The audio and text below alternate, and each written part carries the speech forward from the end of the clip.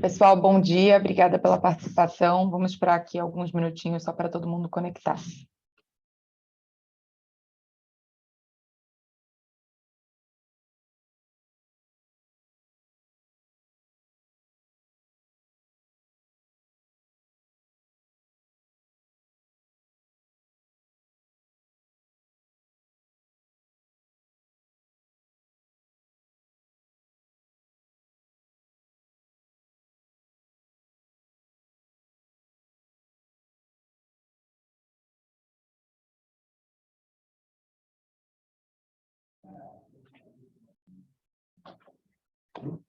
Bom, pessoal, bom dia. Respeitando aqui a pontualidade dos que entraram, a gente vai começar nosso webcast referente ao segundo trimestre de 2022.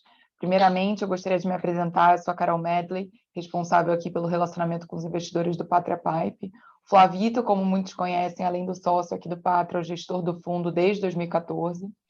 Hoje, a gente vai entrar no detalhe de algumas das principais teses aqui do portfólio. O segundo trimestre foi marcado por evoluções muito positivas para a maioria das empresas. A gente vai contar um pouco dessas evoluções, o que esperamos aqui para os próximos trimestres. Por favor, fiquem à vontade para mandarem perguntas pelo chat, Q&A. A ideia é fazer esse webcast da forma mais interativa possível, tá? E, de qualquer forma, caso vocês queiram falar em mais detalhes depois do webcast, a gente está aqui à disposição. Vocês podem mandar e-mail para mim ou para a própria chave do Pipe, né? O pipe@patria.com, que a gente quer manter esse contato próximo com vocês, tá bom? Flavito, passo a palavra para você, assim a gente já começa aqui o nosso webcast. Obrigado, Carol. Obrigado a todos os presentes. É um prazer estar com vocês para mais um webcast trimestral do Pátria Pipe. Foi um trimestre muito positivo do ponto de vista de evolução dos fundamentos das companhias investidas. E, apesar da queda da Bolsa aí ao longo do ano, a gente já aparentemente iniciou um movimento bastante robusto de recuperação ao longo do terceiro trimestre, começando no mês de julho e se estendendo pelo mês de agosto. Acho que muito disso em reflexo dos resultados e a evolução das companhias, tanto do portfólio como no mercado em geral. Acho que os fundamentos têm evoluído de forma muito positiva e é isso que nos dá muito conforto e muito otimismo que o futuro é bastante auspicioso para os resultados do fundo. A gente acredita firmemente que as empresas estão muito bem posicionadas para crescer, para gerar resultado. Isso vai se refletir ao longo do tempo nos preços e uma recuperação, acreditamos, bastante robusta desses últimos 12 meses aí que foram bastante complicados, né? Bastante difíceis do ponto de vista de preços. Então, eu tinha reforçado ultimamente essa grande dissonância entre preço e valor, e essa dissonância aumentou ao longo do tempo. Os fundamentos retomaram muito forte e os preços começaram a se mexer e a seguir os fundamentos. Então, a gente está bastante otimista, cada vez mais otimista. Mesmo as companhias que enfrentaram problemas no final do ano passado, começo desse ano, como a Tenda, tiveram uma evolução extremamente positiva. E olhando o portfólio como um todo, das nossas 6 teses core, praticamente todas, exceto uma delas, vem entregando resultados pelo menos iguais ou em grande parte acima das nossas próprias expectativas dentro do conselho dos planos das empresas. Então, a gente vai entrar em detalhes aqui sobre isso, falar um pouquinho do portfólio, falar um pouco de evolução e da atribuição desses retornos até as datas mais recentes e do resultado de cada uma das empresas. Eu vou começar compartilhando uma apresentação com vocês e entrar aqui nos detalhes do que foi o segundo trimestre as empresas que compõem o nosso portfólio.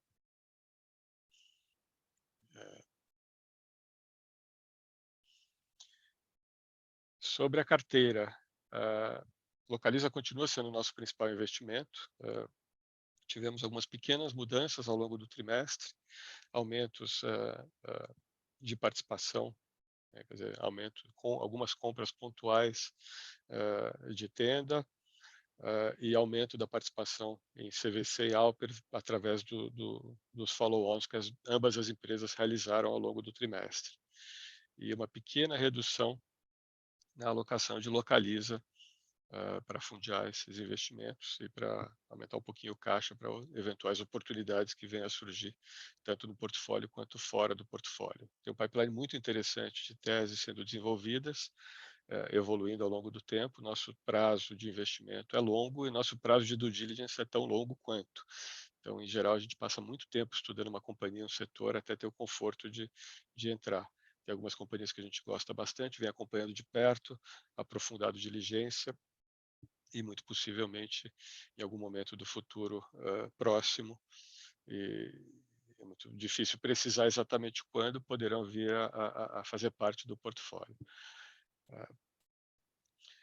Acho que esse gráfico aqui mostra um tom um pouco do nosso otimismo, né? A gente teve um quarto tri muito difícil, né? Com especialmente o resultado de Tenda, que foi muito negativo, e já recuperamos o EBITDA máximo do portfólio. Então, felizmente, já estamos no pico de EBITDA, da participação de EBITDA nas companhias do portfólio, né? Olhando o PIPE como uma holding, a gente atingiu novamente o pico, embora estejamos muito longe ainda do pico de valuation, né, de preço do portfólio. Então, acho que só isso já dá um grande alento aí, que tem um ativo muito subavaliado aí, que é a cota desse fundo, dado que os fundamentos têm evoluído de forma muito positiva. E acho que o futuro ainda é mais interessante, a gente vai entrar em detalhes por quê em cada uma das companhias aqui do portfólio.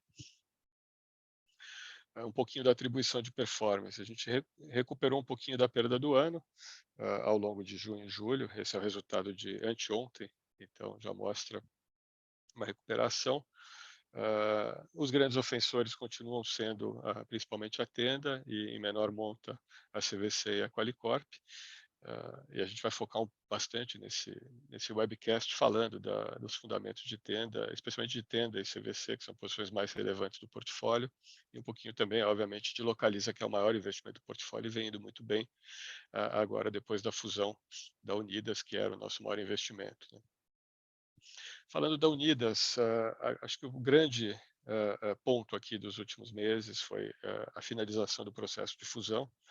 A consumação ocorreu no final de junho, a partir de 1º de julho, as duas empresas começaram a negociar em conjunto, através da incorporação da Unidas pela Localiza. Então, no próximo trimestre, aqui nosso webcast vai falar de Localiza especificamente. Unidas já não é mais uma empresa do nosso portfólio, deixou de ser independente e se tornou parte da maior empresa de mobilidade da América Latina, e a terceira maior do mundo. E ainda assim aqui a gente vai falar principalmente do segundo trimestre, portanto, como empresa independente, a Unidas teve um resultado excelente. O negócio continua indo muito forte, crescimento forte de receitas, crescimento mais forte ainda de EBITDA e de EBIT, que são o EBIT para nós é o principal fator, o principal KPI que a gente acompanha no setor, em todos os negócios, né? A gente vem crescendo no negócio de seminovo, de frotas, vem crescendo fortemente no negócio de rent-a-car consumidor, né, o RAC, e acho que o grande ponto aí é que a dificuldade de aquisição de veículos que vinha ocorrendo ao longo dos últimos ano e meio está se resolvendo, né?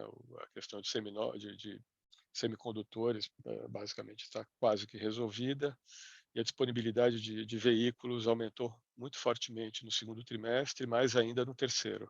Então foi possível iniciar o processo de renovação de frota, que já estava envelhecendo bastante, e acelerar o crescimento da frota da companhia, né? Foi a maior aquisição bruta de carros da Unidas na sua história, mais de 30 mil carros no segundo trimestre, e as companhias combinadas a partir do terceiro trimestre têm um war chest, aí, uma situação patrimonial muito, muito favorável para acelerar o crescimento. Hoje, a Localiza, junto com a Unidas, tem cerca de 8 bilhões de reais em caixa e um nível de alavancagem relativamente baixo, o que permite aproveitar das condições de mercado muito melhores para aquisição de veículos, tanto do ponto de vista de disponibilidade, quanto do ponto de vista de descontos, e para renovar a frota e voltar a crescer, quer dizer, continuar crescendo, mas acelerar esse crescimento, dado que tem um pipeline muito grande, tanto no negócio de frotas, quanto no negócio de rent-a-car. Então, a gente está muito otimista, acho que as empresas são avaliadas a um múltiplo muito baixo, de ponto de vista histórico, né? O mercado tem um consenso de 18 vezes lucro para a empresa no ano que vem, e historicamente a Localiza sempre negociou um múltiplo entre 22 e 30 vezes lucro, uma média perto de 25 vezes lucro.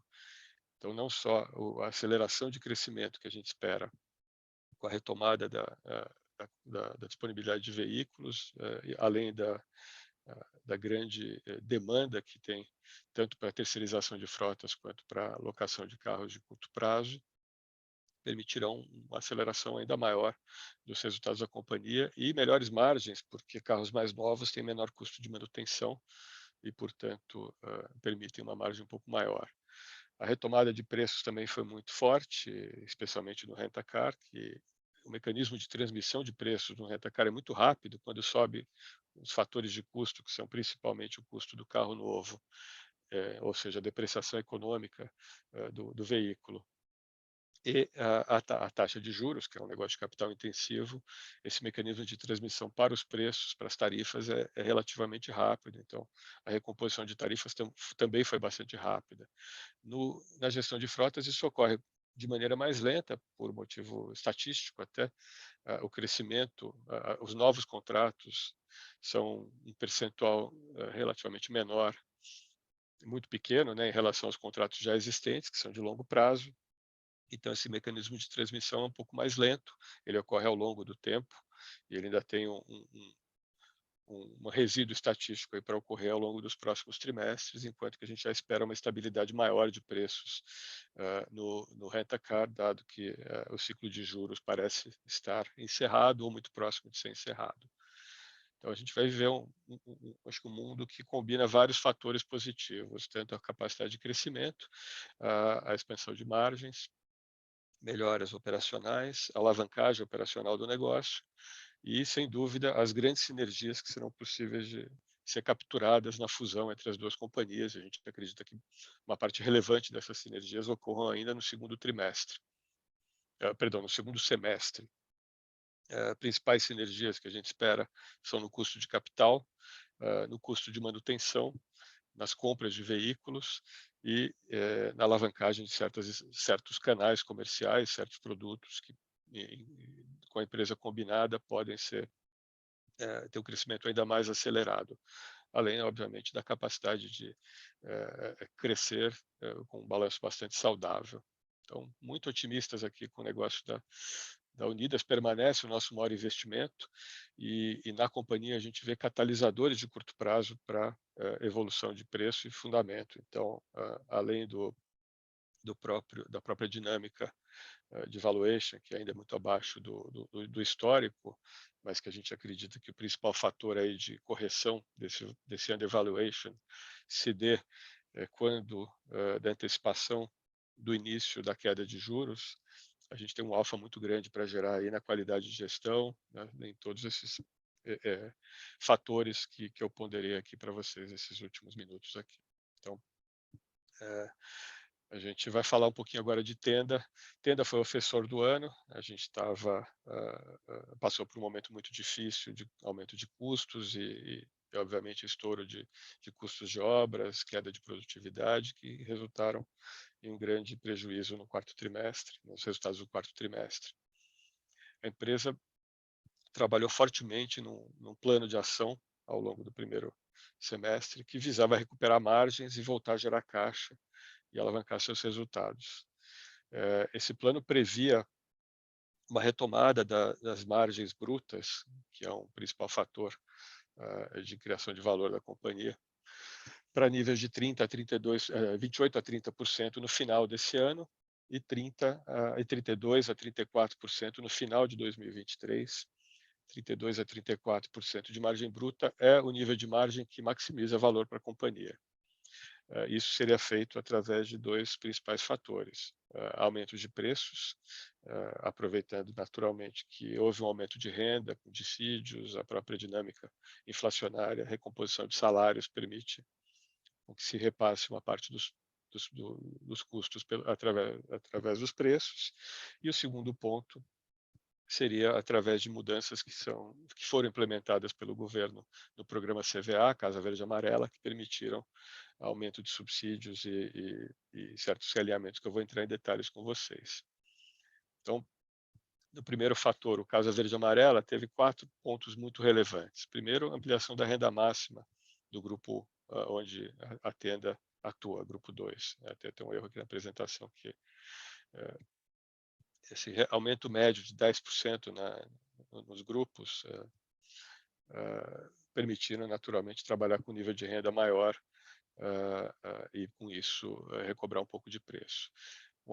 Teve 4 aumentos sequenciais na curva de subsídios, que também permitiu uma retomada significativa de preços e de melhoria de margens. E, recentemente, o Congresso aprovou e o presidente sancionou uma mudança nos prazos de financiamento dos programas de habitação popular, de 30 para 35 anos, e especialmente, talvez o mais importante de todos, mas com efeito um pouco mais de longo prazo, a permissão, por assim dizer, para a utilização da contribuição mensal do FGTS, de 8% de todos os salários, para compor a renda do mutuário na hora do financiamento. Portanto, isso melhora significativamente a capacidade de tomada de dívida, né, de hipoteca de longo prazo no programa e, portanto, também dá uma folga grande para a recomposição de margens.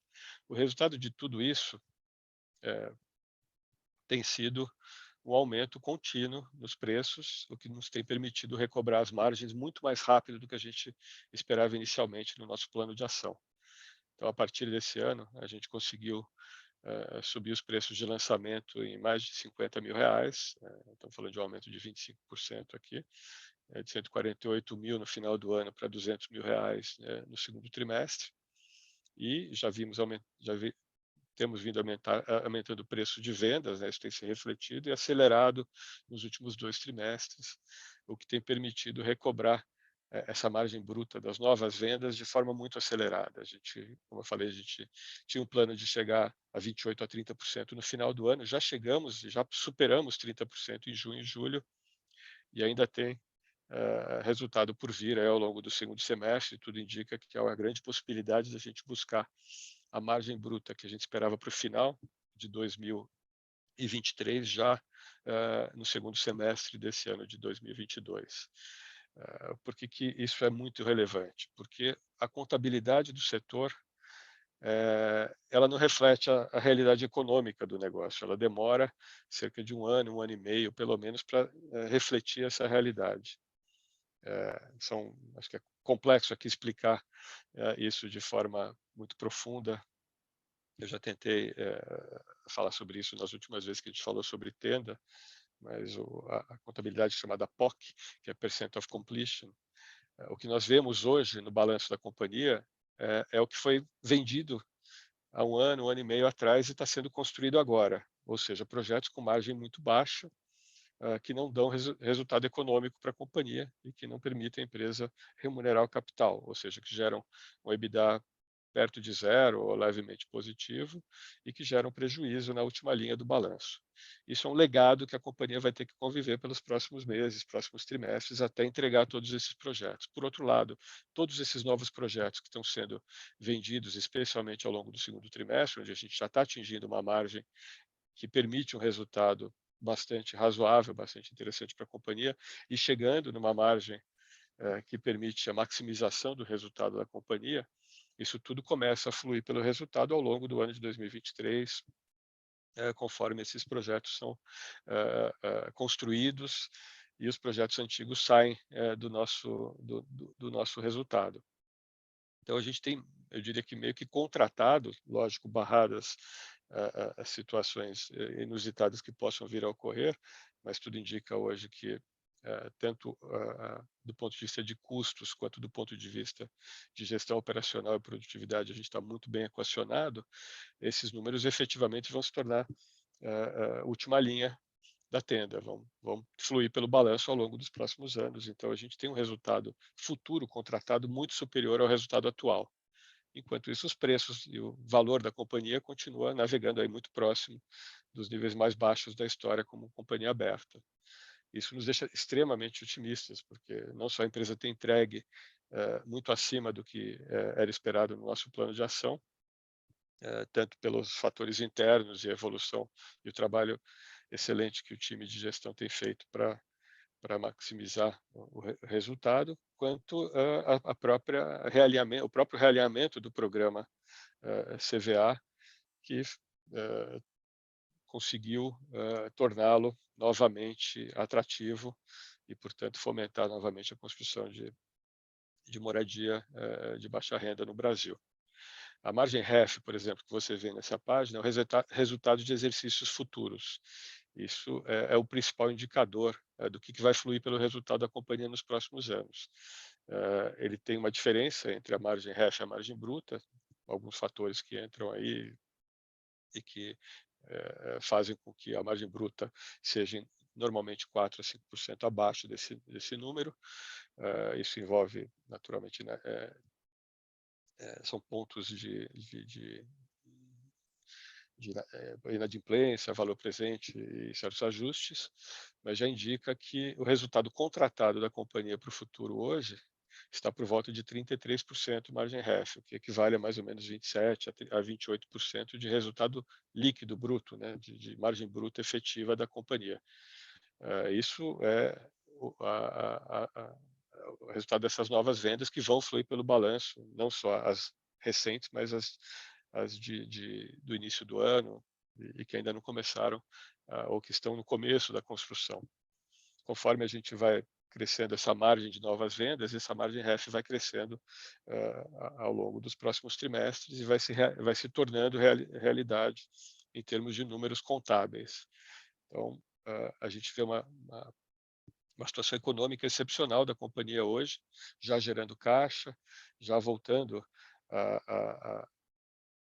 a margens muito positivas do ponto de vista econômico, que é o que vai fluir pelo balanço no futuro, o que nos faz crer que a gente vai recuperar ao longo dos próximos anos toda essa perda acumulada aí nos últimos 9 meses e possivelmente gerar ainda mais valor conforme a empresa escala seus outros negócios, por exemplo, a Alea, que é o nosso startup de casas, que vem evoluindo de forma bastante positiva, novos lançamentos, a formação de land bank, né, de projetos para a escalabilidade do negócio ao longo dos próximos 2 anos está indo muito bem e, portanto, é um negócio que hoje ainda é pequeno, mas que tem condições de ser tão grande ou maior do que a própria tenda.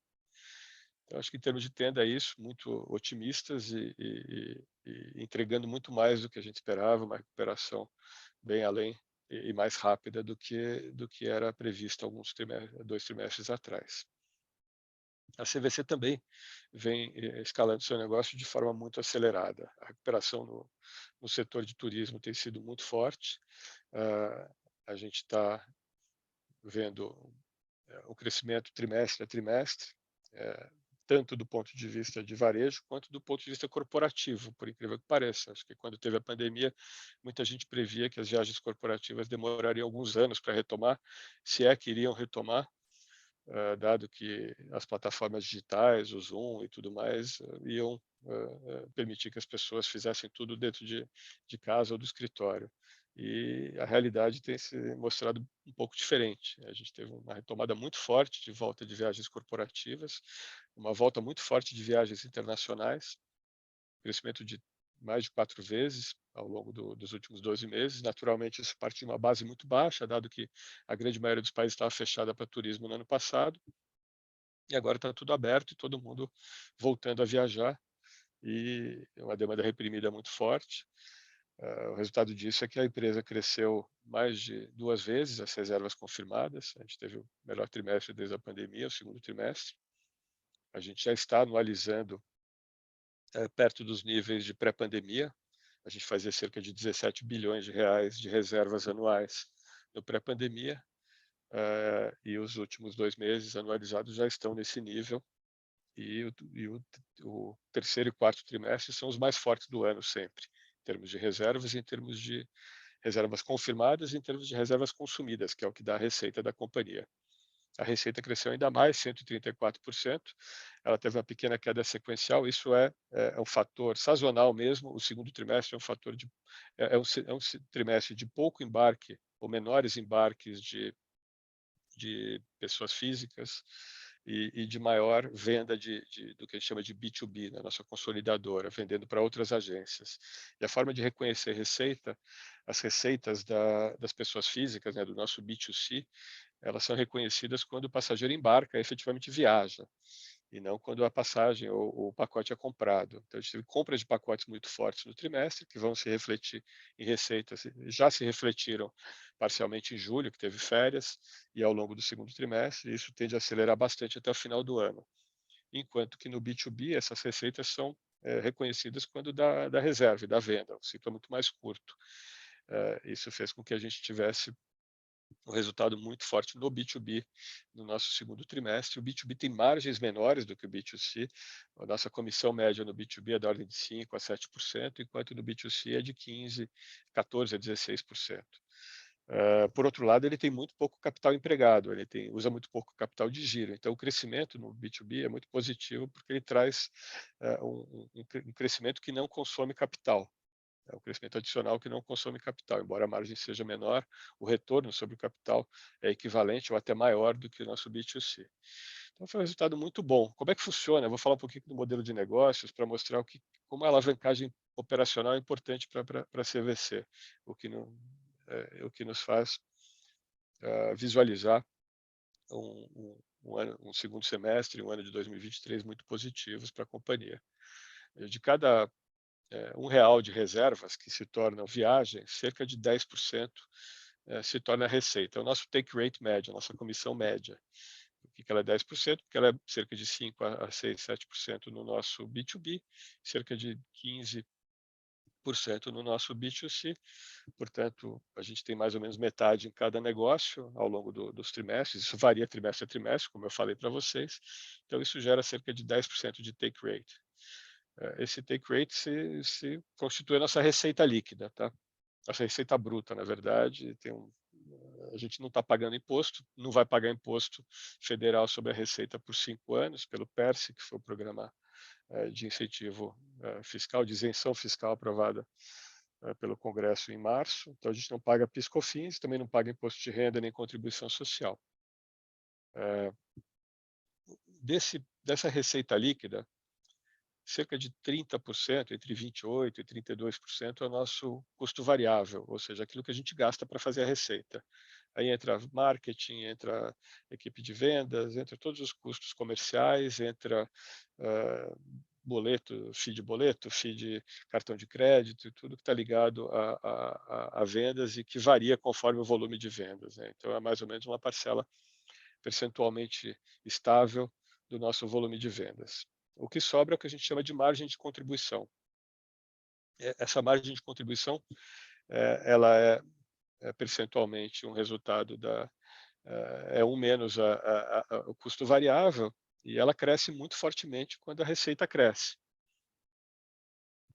E ela, obviamente, é o que vai diluir a nossa despesa fixa. A nossa despesa fixa são as despesas administrativas, as despesas jurídicas, nossa despesa financeira, amortização e outras, né, depreciação, entre outras despesas que têm um nível mais ou menos fixo ao longo do tempo, tende a variar ou com o crescimento da força de trabalho, que é o principal fator aqui da companhia, né? O principal fator de custo é gente, e tende a variar também com a eficiência do negócio, além de, obviamente, inflação de custos de salários. Então, a gente tem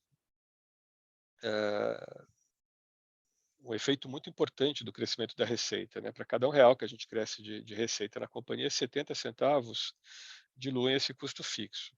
Hoje a gente está no patamar em que a gente já gera um EBITDA positivo, portanto a gente já diluiu as despesas fixas da companhia.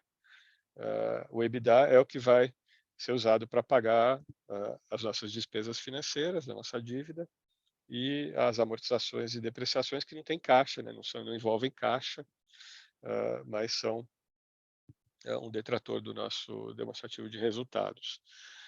Portanto, cada centavo, cada real a mais gera 70 centavos abaixo do nosso EBITDA, direto para o nosso bottom line. E, portanto, o crescimento acelerado que a empresa vem apresentando faz com que a gente tenha cada vez mais resultado, mais margem de contribuição que vai fluir direto para o resultado final. Portanto, é uma alavancagem operacional muito rápida, isso cresce exponencialmente com o crescimento de vendas. Um outro ponto muito relevante aqui é que a estrutura de custos da companhia, né, de despesas da companhia, ainda é muito pesada. E por que isso acontece? Porque todos os investimentos que a gente fez nos últimos 2 anos foram focados na otimização dos sistemas, da plataforma tecnológica da companhia, visando o cliente. Então, desde a digitalização e da atualização dos softwares de canal, né, de vendas, de passagens, venda de pacotes, de web, integrando isso numa plataforma multicanal, né, a gente está buscando efetivamente a multicanalidade, o omnichannel, que na nossa visão e crença é o que vai dominar o turismo do futuro. Hoje em dia, a briga não é entre offline e online, entre vender passagem numa loja ou vender passagem num site ou num app. Quem vai vencer no futuro é quem atender o cliente no meio em que ele quiser, no momento em que ele quiser. Então, todos os nossos investimentos, a nossa estratégia é focada na otimização dos canais, integração desses canais via softwares e programas e processos que permitam botar o cliente no centro, numa plataforma tecnológica multicanal. Isso foi bastante evoluído ao longo dos últimos 2 anos. Foram investimentos muito relevantes de capital e de gente, né, em software e programas. A gente tinha sistemas de 30, 40 anos de idade e no passado a gente tentou digitalizar a companhia comprando OTAs, comprando empresas de turismo online que só faziam online. E não deu certo. A realidade é que não deu certo. A gente tinha um negócio online que não crescia e um negócio offline que estava ficando para trás em termos de tecnologia.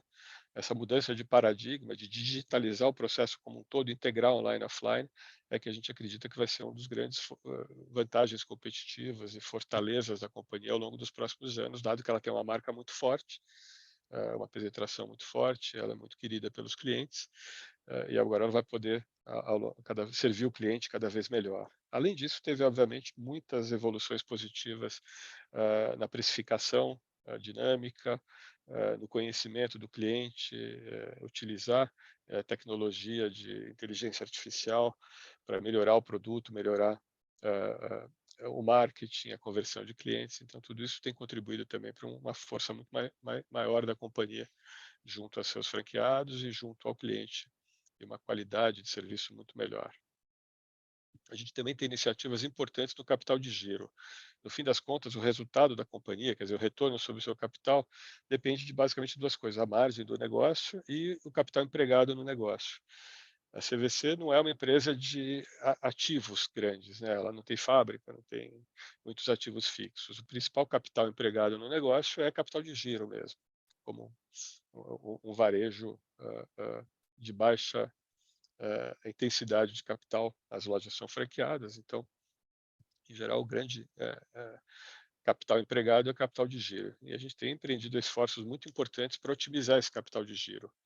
Então, desde uma criação de um marketplace de crédito, onde diversos provedores de crédito podem competir pelo financiamento ao cliente, o que desonera o nosso balanço, a gente tem que carregar menos recebíveis e, portanto, o cliente é melhor servido com condições de crédito melhores e a empresa tem menos capital empregado, portanto, melhora o seu retorno, até produtos de fidelização, que a gente já tem e já domina no mercado. A gente é o principal operador de todos os grandes programas de fidelidade do mercado, dos bancos todos, do Esfera, o IUP, do Itaú, o Livelo, e a gente está desenvolvendo e implementando também o programa da CVC, nos moldes de programas de fidelidade de companhias aéreas e de vários outros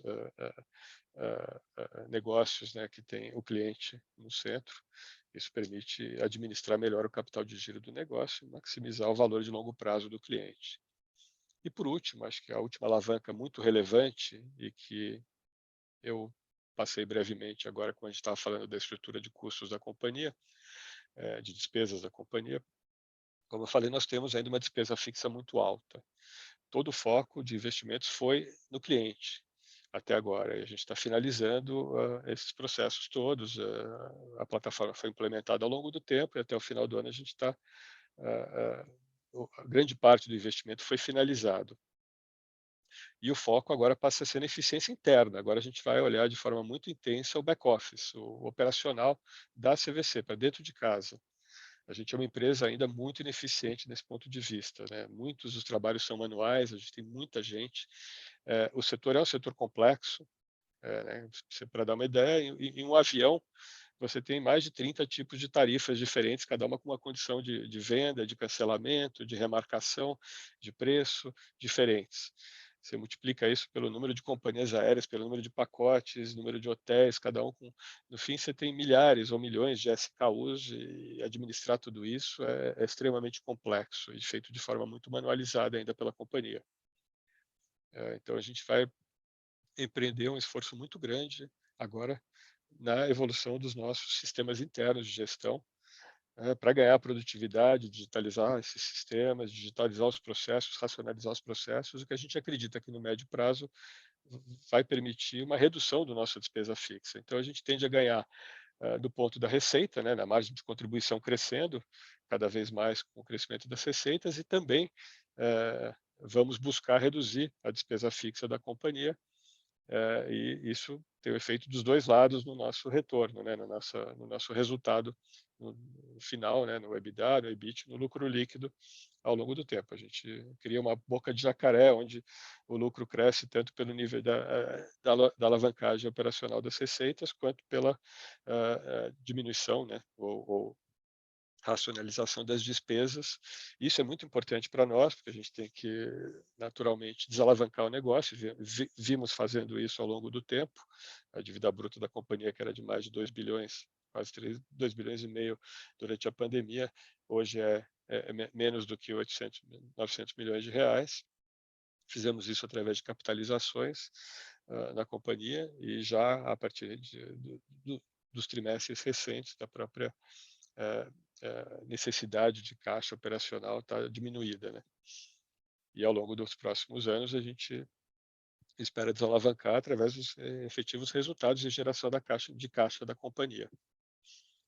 E também porque o lucro líquido da empresa não paga imposto, então a gente quer chegar ao lucro líquido o mais rápido possível. Obviamente, você ter uma vantagem fiscal que tem 5 anos de prazo, quanto antes você usufruir desse benefício, melhor para o acionista.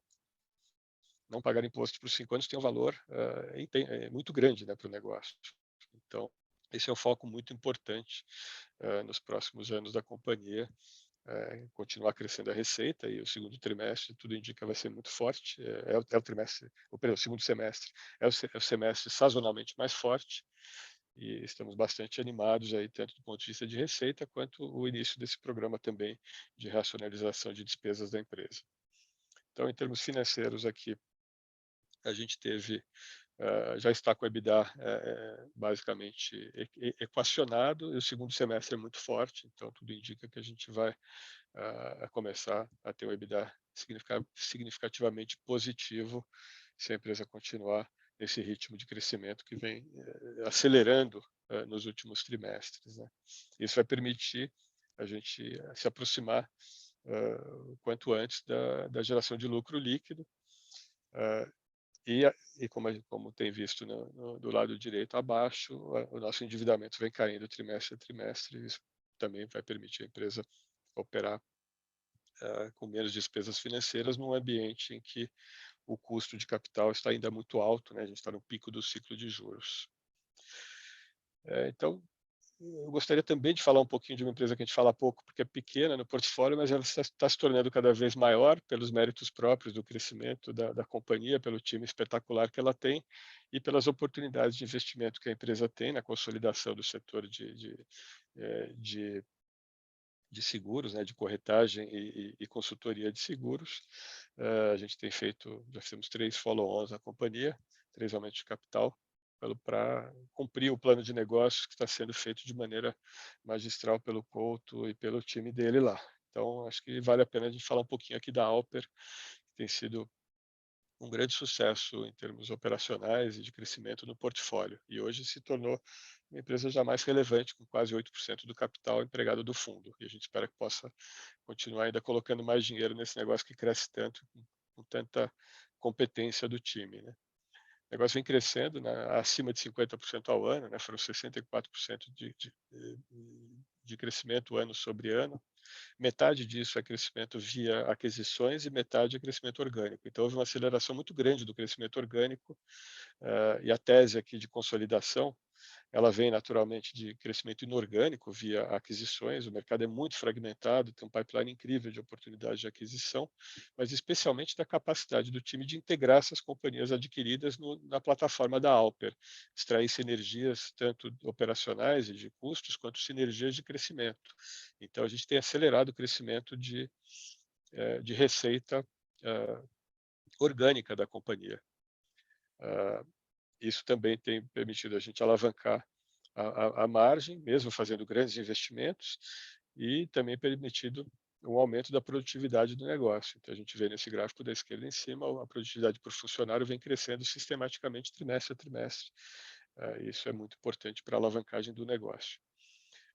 Além disso, a empresa vem se tornando uma empresa mais diversificada em fontes de receita.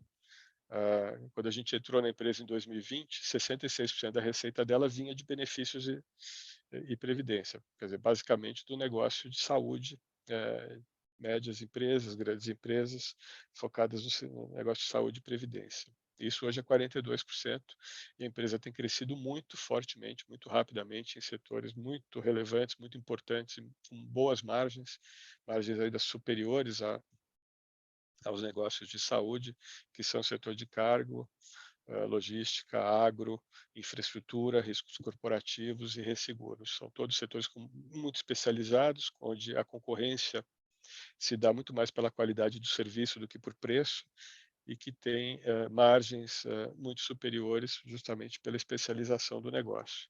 Então, a gente tem muita felicidade de ser sócio dessa companhia. Hoje somos acionistas muito relevantes desde 2020, temos quase 10% da companhia. O presidente do conselho é meu sócio Luiz, temos 2 conselheiros na companhia e estamos muito otimistas aí com o negócio da empresa.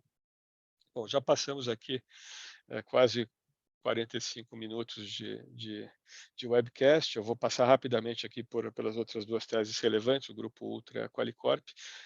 A Ultra vem muito bem, a gente fez um trabalho muito importante, estratégico nos últimos 2 anos, e agora estamos no trabalho de apertar parafuso lá, o Lutz fazendo um trabalho excepcional, o Linden fazendo um trabalho muito bom na Ipiranga, e o mercado muito favorável. O resultado disso é que nosso resultado de Ipiranga e da companhia como um todo vem evoluindo de forma muito positiva, né? Um crescimento de 200% no EBITDA, né? Praticamente triplicou ano sobre ano, e a margem dobrou, é a margem mais alta dos últimos anos, no segundo trimestre, então isso tem sido bastante positivo. A gente vê a margem, o lucro, o EBITDA e o lucro por metro cúbico na Ipiranga vem evoluindo de forma super positiva. Na verdade, aqui a gente está falando de lucro bruto e EBITDA por metro cúbico. Esse é um dos principais fatores, né, talvez o KPI mais importante do negócio. A gente teve um momento muito difícil no ano passado e tem retomado a lucratividade, chegando no nível mais alto dos últimos anos no segundo trimestre. Alguns fatores conjunturais têm ajudado, tem um vento de cauda muito importante aí, os aumentos de combustíveis, aumentam a receita e, portanto, alavancam operacionalmente o negócio, mas também uma parte importante disso é fruto do trabalho excelente que o time tem feito em racionalizar a rede de franquias, melhorar a galonagem dos postos, maior produtividade, melhorar a logística, melhorar suprimentos, e acho que ainda tem um caminho muito grande pela frente. O EBITDA sustentável não é o 134 que a gente fez no último trimestre por metro cúbico, ele está mais próximo dos 100, 110 hoje, a gente está num momento muito especial do mercado, mas a gente quer buscar os 134 ou 150, o que for possível ao longo do tempo com essas melhoras operacionais que estão só começando, né? A empresa ainda está alguns um pouco atrás dos concorrentes nesse quesito, mas está evoluindo muito rapidamente. Acho que a única companhia que tem encontrado dificuldades ao longo desses últimos, especialmente no segundo TRI, né, mas que não tem ganho tração ainda nos negócios, é a Qualicorp. A Qualicorp é 8% do portfólio, então eu posso dizer aqui, pelo menos com bastante felicidade, que 90% do portfólio está indo muito bem, está recuperando, ou continua indo muito bem, e apenas a Qualicorp ainda está enfrentando grandes dificuldades. E o setor de saúde, em geral, tem enfrentado grandes dificuldades, um pouco por causa da circunstância dos custos médicos, né? A gente teve aumentos muito fortes no 2021, um aumento represado de 2020 e, novamente, em 2022, os aumentos dos custos dos planos de saúde têm crescido bastante, tem sido acima do esperado, na faixa de 18% a 20%, quando o esperado inicialmente era cerca de 12%. Isso faz com que a taxa de atrito seja muito grande, ou seja, muita gente perdendo, cancelando o plano ou baixando o nível do seu plano e, portanto, menor receita por usuário. A empresa não está conseguindo crescer, uma parte disso é devido a essas circunstâncias de mercado em si, e outra que fazem com que o churn, né, ou seja, a perda de clientes seja muito acima da média. A gente tem que ter uma venda muito forte do ponto de vista bruto, né, só para manter a carteira do mesmo tamanho, isso está sendo muito difícil, mas também porque certas medidas implementadas pela companhia, tentando evoluir, né, no relacionamento com o cliente, digitalização de plataforma, e a própria expansão da qualidade do nível de produtos existentes na sua plataforma, não ganharam tração suficiente para compensar essas dificuldades circunstanciais macro que o setor está passando. Então, o resultado disso é que a empresa teve queda de receita e isso gera desalavancagem operacional, portanto, queda de lucro, queda de EBITDA e queda de fluxo de caixa. Hoje a empresa negocia múltiplos muito baixos, justificadamente, porque seus resultados, a entrega de resultado não tem sido nem próximo do potencial do negócio. Como eu falei, parte dessas dificuldades circunstanciais, parte dessas dificuldades, a falta ainda de tração das medidas implementadas na companhia, que causaram aumento de despesas no momento em que a receita está muito vulnerável pelas questões de custos. Tem um trabalho difícil aí para frente ainda para fazer, a gente espera que isso ganhe tração ao longo do tempo, mas eu diria que é a companhia preocupante aqui que tira um pouco o nosso sono aqui no portfólio. O restante a gente vem evoluindo muito bem, estamos muito confiantes de que o futuro ainda seria muito positivo, vai continuar com grande tração. Dito isso, acho que passamos por boa parte das companhias, temos algumas perguntas aqui e eu vou respondê-las e fico aberto aqui também para outras perguntas que venham a surgir. A primeira delas é sobre a troca do CFO da Tenda. Acho que o Rodrigo, o Rodrigo Osmo, nosso CEO, falou isso muito bem numa entrevista que ele deu para o Valor essa semana. O Luiz Maurício é talvez o analista de mercado que mais conhece o setor, é considerado por todos o melhor analista do setor imobiliário, e também teve uma experiência muito relevante no setor corporativo antes de se tornar um analista do sell side e depois do buy side. Então a troca de CFO é muito benéfica, sem demérito do Marcos, que foi muito importante para a companhia e é uma pessoa incrível, um excelente CFO, mas é o que o Rodrigo falou, o Luiz Maurício estava disponível e disposto a vir nos ajudar e participar dessa retomada da companhia. Então, por que não tê-lo a bordo? É um cara excepcional, o Marcos vai nos ajudar em diversas outras coisas, e ter o Luiz Maurício é um privilégio. Então, acho que é muito benéfico para a companhia, tanto do ponto de vista de ter um excelente CFO que conhece profundamente o negócio, quanto de todo o relacionamento que ele tem com o mercado. E acho que um dos desafios da Tenda é recobrar a credibilidade que ela tinha. Há 2 anos atrás, era a empresa mais bem avaliada do mercado, tinha múltiplos muito altos por isso, e hoje ela é um pária do mercado porque teve resultados muito difíceis na safra aí de 2021 e parte de 2022, e, portanto, decepcionou o mercado, saiu de um patamar altíssimo de valuation para hoje um patamar baixíssimo, virou um páreo do mercado. Então, tem um trabalho muito importante aí de recobrar essa credibilidade e mostrar para o mercado e manter os relacionamentos e incrementar os relacionamentos e a transparência da companhia para que o mercado volte a reconhecer a companhia como uma das principais e mais bem-sucedidas e mais bem administradas companhias do setor. Então, acho que vai ser muito positivo. Acho que tem uma outra pergunta sobre a tira estimada do portfólio. E essa é uma excelente pergunta porque ela é muito difícil de responder. E por um motivo muito simples. Tudo que é estimativa do futuro tem um alto grau de incerteza. Então, a gente não tem uma tira estimada do portfólio, a gente não tem um número. Assim como a gente não tem um target price, né, como muita gente fala, não, essa ação está R$10 e o meu preço de objetivo é 20. Quando chegar no 20 eu vou vender. Não é assim que a gente funciona, né? Na verdade, a gente busca projetar o futuro com vários cenários possíveis.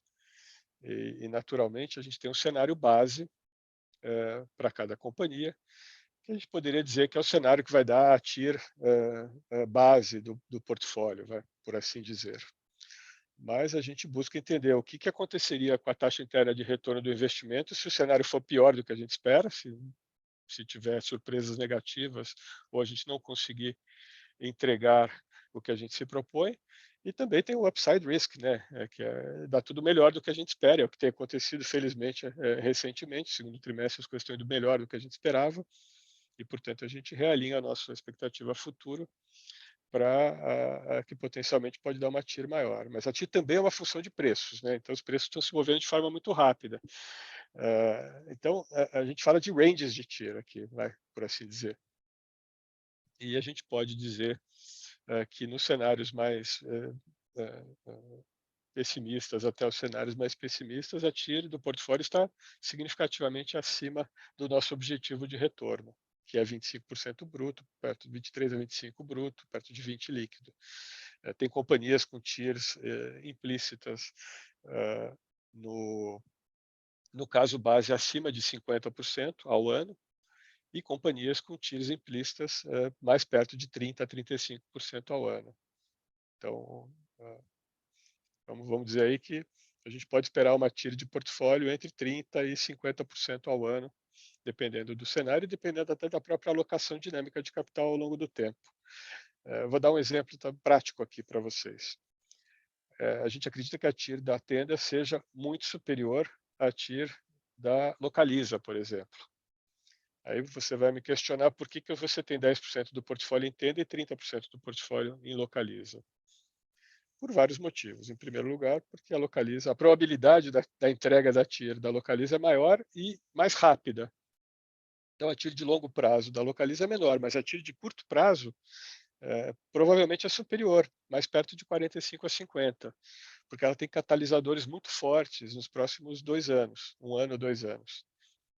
Basicamente, as sinergias da fusão e a própria dinâmica, ela é muito sensível à taxa de juros, né? A queda da taxa de juro real, quando ocorrer, ela tem um efeito muito relevante na Localiza. Ela tem a correlação de cerca de 90% com a taxa de juro real de médio e longo prazo, né? Com a NTNB de 35 ou 45, e o alfa é relevante em cima disso. Eu gosto de dizer que ações como Localiza, ações de bom crescimento, são uma NTNB com alfa grande. Ela reinveste capital a uma taxa de retorno muito superior ao custo de capital, né? Então, a gente tem um catalisador mais forte. A Tenda também tem um catalisador relevante, mas ela está passando por um processo de reestruturação. Felizmente está entregando muito bem. A gente está cada vez mais confiante e hoje estamos muito confiantes, na verdade, que ela chegou já ou está chegando no nível de margem que maximiza o valor daqui a algum tempo. Por outro lado, a gente tem ainda um tempo para que isso flua pelo balanço. E querendo ou não, se o mercado fosse extremamente racional, ele começaria a refletir isso de forma muito intensa agora. Ele refletiu de uma certa forma intensa, a ação subiu 50% desde a publicação do resultado, 60% vai desde a publicação do resultado, mas ainda está muito longe de refletir o que pode ter de valor na companhia. Muito possivelmente essas alocações vão evoluir ao longo do tempo, conforme a gente vai evoluindo na convicção. Isso quer dizer que talvez a gente reduza a nossa participação de Localiza ao longo do tempo, conforme ela realiza esses catalisadores de curto prazo e aumenta outras empresas do portfólio que estão no processo de alavancagem mais rápida, mas ainda tem riscos maiores, como a CVC e a Tenda, por exemplo. Tem uma pergunta a propósito sobre a CVC, e de novo agradeço muito as perguntas, são muito inteligentes e muito importantes para a gente clarificar qualquer dúvida que vocês venham a ter sobre as companhias. A pergunta é sobre o crescimento a projeção de reservas confirmadas da CVC. É uma pergunta difícil para mim aqui responder, porque nós fazemos parte da gestão da companhia e do conselho, a empresa não dá guidance. Então, a gente não tem como fazer, obviamente, a gente tem projeções internas, mas a gente não pode falar sobre elas para o mercado, né? Então, o que a gente espera é um crescimento, uma continuidade do crescimento, até porque ele tem se acelerado recentemente. Ainda as pessoas estão voltando a viajar, nem todo mundo voltou a viajar. Obviamente, é muito provável que esse 130% de crescimento ano sobre ano diminua significativamente ao longo dos próximos trimestres e anos, né? Porque a gente teve efeitos muito relevantes aqui, por exemplo, da reabertura dos mercados internacionais. Hoje eles já estão abertos, então o crescimento é mais lento daqui para frente. Mas a própria dinâmica de sazonalidade, o segundo semestre, é de longe mais forte. As férias de final de ano são muito mais fortes e temos a Black Friday e a Cyber Monday no final do ano, que são muito relevantes para a venda de pacotes. Então, isso por si só já leva a uma contratação de crescimento relevante. Sobre o capital de giro, tem uma pergunta se podemos encontrar uma relação entre o capital de giro da companhia e o crescimento das reservas confirmadas. Sem dúvida nenhuma. A dinâmica de capital de giro funciona da seguinte maneira: uma reserva confirmada, eu vou falar do B2C aqui, tá? De venda de pacotes para pessoas físicas. Uma venda confirmada de um pacote enseja as seguintes questões de capital de giro. Em geral, a gente vai receber essa venda ao longo de 2 a 3 meses, né? Uma parte é entrada, outra parte é financiada, uma parte é cartão de crédito, outra parte é boleto, outra parte é marketplace de crédito, mas o prazo médio de recebimento vai de 2 a 3 meses e varia um pouquinho conforme o tipo de viagem, né?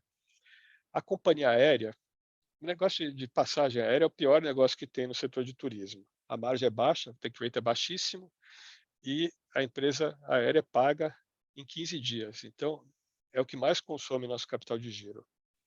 Já o hotel tem uma margem muito mais alta e ele só recebe depois que o cliente sai, faz o check-out. Por isso que a Booking é o melhor negócio do planeta, né? O negócio de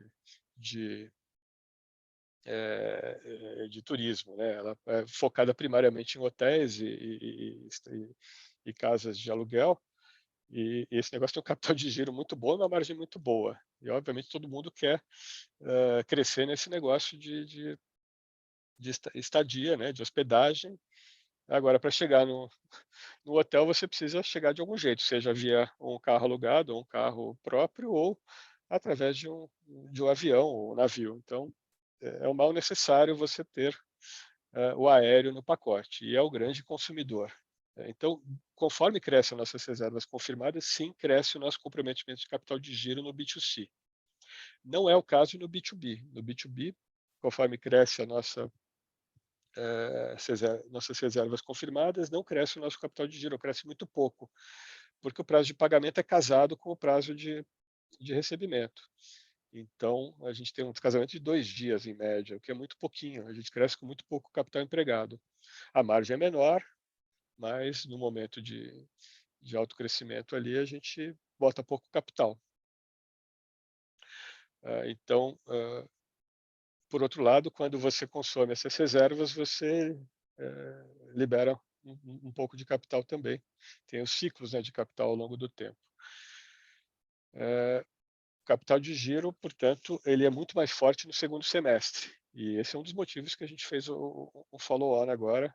Uma parte disso foi para quitar a dívida, reforçar o nosso balanço, mas uma parte importante também é para fazer frente a esse crescimento de capital de giro que ocorre principalmente no segundo semestre da companhia. Obviamente que a gente tem várias maneiras de mitigar ou de racionalizar essa utilização de capital, que a gente está trabalhando na companhia ao longo do tempo para criar essas oportunidades. Uma delas é, obviamente, o programa de fidelidade. Por exemplo, se você cria um programa como os Miles, né, o clube os programas de fidelidade das companhias aéreas, um clube de pontos. Você vai pagando ao longo dos meses, comprando, né, pontos ou milhas, ou o que quer que seja, para uma viagem futura.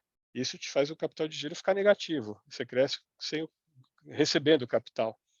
É maravilhoso. Você pode fazer um incentivo muito poderoso na conversão desses pontos, porque o teu capital empregado é muito menor. Então, esse é um programa que a gente está trabalhando fortemente. O nosso time lá, o Leonel, o Túlio e grande parte, algumas pessoas, especialmente o Leonel, que é o CEO da companhia, o Túlio, que é o diretor de tecnologia e produtos, tiveram uma experiência muito relevante. Foram as pessoas que criaram e escalaram o programa da Gol, né, os Miles, nos últimos anos até vir para a CVC. Então, tem uma expertise muito grande nisso. Então, a gente está bastante otimista quanto a isso. Outra pergunta sobre a CVC é o preço do combustível. Afeta indiretamente. Por quê? Porque tem dois principais efeitos aqui. Um do ponto de vista de custo, né, de custo de viajar, e tem muita gente reclamando com razão que o preço de passagem, o custo de viajar hoje está muito caro. É verdade, está muito caro. Agora, está muito caro em relação ao quê? Está muito caro em relação à pandemia. Em 2018, nosso ticket médio lá na CVC era por volta de R$ 1.600. Durante a pandemia, ele caiu para R$ 750. Então ficou muito barato viajar. Por quê? Porque ninguém estava viajando, estava todo mundo desesperado, precisava vender, o hotel precisava ocupar os seus quartos, a companhia aérea, mesmo reduzindo a frota, tinha que manter os aviões no mínimo cheios para pagar os custos básicos de operação. O preço caiu. Hoje está em 1.500 de novo. Então, está caro em relação ao que estava um ano e meio atrás, realmente. Mais do que duplicou o preço. Só que está no mesmo preço que estava há 6 anos atrás, 5 anos atrás. Então, nem a inflação desse período está nas passagens ou nos pacotes hoje. Então, se você olhar em termos reais, está mais barato do que estava em 2017, 2018. Então, está caro, mas em termos, né? O preço do combustível é um fator importante nisso. As companhias aéreas, mesmo com esses supostamente preços altos, né, mal estão conseguindo remunerar o capital, estão ainda tomando prejuízo. Então, nesse sentido, entra o segundo fator, que é o risco. É o fator de risco. Se uma empresa aérea tem dificuldades financeiras e quebra. A gente teve uma perda muito relevante na CVC alguns anos atrás com a quebra da Avianca. Então, a exposição de risco às companhias aéreas é um fato do setor de turismo, não dá para fugir disso. É um fato do ponto de vista do cliente, que você tem que honrar, uma empresa séria tem que honrar o cliente se uma companhia aérea quebra e não entrega aquilo que prometeu, quanto do risco de você perder aquilo que você já pagou de passagem, que vai voar logo em seguida, né? Como falei, você paga uma passagem 15 dias para a companhia e voa 2 meses depois, 3 meses depois. Então, tem um risco também nesse aspecto. Portanto, é importante o combustível, mas não afeta a CVC diretamente, afeta os principais fatores do negócio de turismo. Então, essa queda do preço de combustível de aviação, por exemplo, é importante, ajuda a melhorar a margem, ajuda a potencialmente otimizar resultados da cadeia como um todo e diminui o risco da cadeia. Então, acho que é bastante importante. Assim como a queda, por exemplo, das commodities é importante para a tenda, né? A queda, eu digo que a tenda é um hedge, porque a empresa vai muito bem do ponto de vista de demanda em qualquer cenário, porque a demanda é muito superior à oferta de casas na faixa em que ela atua, de casas e apartamentos na faixa em que ela atua. Então, se tiver uma recessão, não vai deixar de ter demanda. É, a oferta não supre nem um terço da demanda. Por outro lado, uma recessão causa uma queda nos custos, o que melhora as nossas margens. Nosso melhor resultado na tenda foi em 2016, 17, foram as melhores margens que a gente teve quando a gente estava saindo da recessão de 15 e 16. Então, eu diria que é um presente frágil aqui no portfólio, nesse sentido. Uma outra pergunta sobre o cenário de eleição presidencial e se o nosso cenário positivo é independente de eleição presidencial. Eu gostaria de dizer que sim, mas eu não posso ter certeza absoluta, porque a gente só sabe o que vai acontecer depois que a eleição ocorre, e ainda mais importante, a gente só sabe o que vai ser a política de governo de qualquer governante quando ele senta na cadeira e começa a executar. Mas eu diria que o nosso portfólio é bastante resiliente, porque as demandas são muito mais micro do que macro. A gente tem pouca influência do cenário macro, tem alguma certamente, mas tem pouca. E seja qual for o candidato, seja a reeleição do atual presidente, seja a eleição do ex-presidente, a gente tem uma exposição grande à saúde, tem uma exposição grande a serviços em geral, tem uma exposição grande à habitação popular, e acredito que qualquer presidente que esteja lá sabe que isso são necessidades básicas da população e que, portanto, tendem a ser fomentados tanto num cenário de esquerda quanto de direita, né? Todo mundo, qualquer presidente tá preocupado em que esses mercados não sejam grandemente afetados ou sejam até estimulados. Então, eu diria que, obviamente, estamos todos apreensivos pelo futuro do país. Acho que o Brasil está num ciclo muito positivo e, do ponto de vista absoluto e do ponto de vista relativo, né? Quando que eu imaginaria que a gente teria uma inflação menor do que a dos países europeus e até dos Estados Unidos, e ao mesmo tempo fizemos a lição de casa antes dos outros e vamos colher os frutos antes dos outros também. Então a gente está otimista, seja qual for o cenário, e vamos adiante aí, seja como for. E tem um pedido aqui bastante interessante de projetar diferentes cenários futuros para o Patra Pipe aqui e apresentar nos próximos eventos. A gente gostaria de poder fazer isso de forma muito detalhada. A única coisa que nos impede de falar muito sobre detalhes específicos do futuro das companhias é o fato de que a gente não é um acionista passivo, portanto, o acionista que tem o direito de expressar as opiniões. A gente tem que tomar muito cuidado com as opiniões, porque a gente participa ativamente dos conselhos, a gente é insider no sentido de gestão da companhia, e, portanto, tudo que a gente fale sobre o futuro aqui pode ser interpretado como guidance, e a gente não pode dar guidance em nome da companhia. Então, nossos compliance, nossos advogados aqui ficariam completamente alucinados se a gente fizesse projeções de números das empresas em público. Infelizmente, a gente adoraria poder compartilhar esses números com vocês, mas um impedimento legal mesmo, de compliance. Por outro lado, a gente pode falar da dinâmica que leva a esses números, a esses resultados, e explicar essa dinâmica, o que facilita muito o entendimento do porquê o cenário é positivo. E é isso que a gente vem tentando fazer aqui nessas conversas com vocês, que vocês conheçam cada vez mais cada companhia do portfólio, como elas funcionam, o que é a dinâmica delas, o que poderia fazer bem e mal para o futuro dessas empresas. E acho que a gente está num ambiente hoje e num caminho que é muito positivo. E isso nos deixa tanto confiantes no fundamento quanto na oportunidade de gerar retorno, porque fundamento positivo e preço baixo é tudo que você quer para um retorno futuro de investimento. Então, isso posto, acho que não temos novas perguntas aqui. de novo, agradeço muito a presença de todos. É sempre um prazer estar com vocês aqui.